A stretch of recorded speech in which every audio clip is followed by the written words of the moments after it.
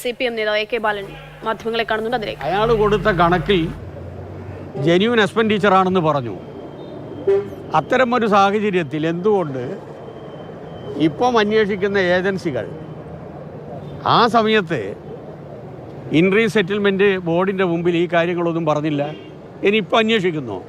ആ അന്വേഷിക്കുന്നതിന് ഇവിടെ ആർക്കാ എതിർപ്പ്? മാത്രവുമല്ല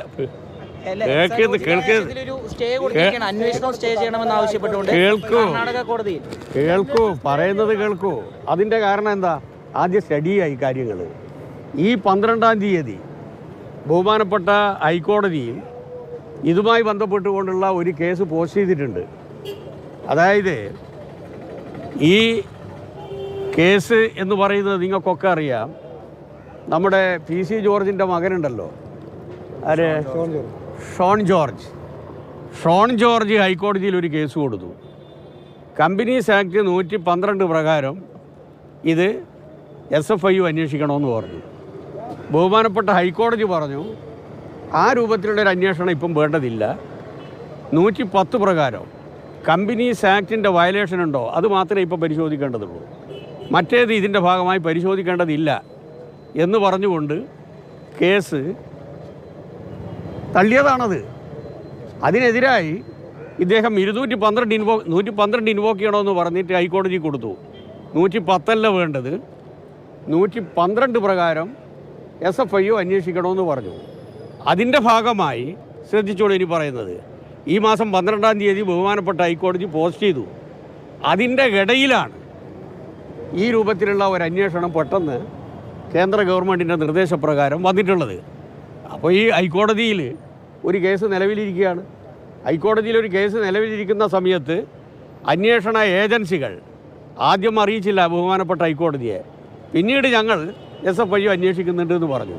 അപ്പം ബഹുമാനപ്പെട്ട കോടതിയുടെ മുമ്പാകെയുള്ളൊരു കേസാണിത്. മാത്രമല്ല ഇതുമായി ബന്ധപ്പെട്ടുകൊണ്ടൊരു വിജിലൻസ് കേസ് മൂവാറ്റുപുഴ വിജിലൻസ് കോടതിയിലുണ്ടായി.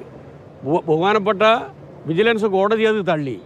അതിൻ്റെ ഭാഗമായി അതിനെതിരായ റിവിഷൻ പെറ്റീഷൻ ബഹുമാനപ്പെട്ട ഹൈക്കോടതി കിടക്കുകയാണിപ്പോൾ.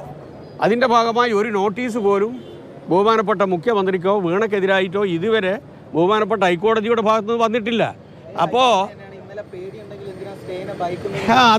അത് ആര് കൊടുത്തതായിരുന്നു? അതേ ആര് കൊടുത്ത കേസാണ്? അങ്ങനെ പറ. വീണയല്ല കൊടുത്ത്. കേൾക്ക്, അത് മനസ്സിലാക്ക്. ഏതായത്?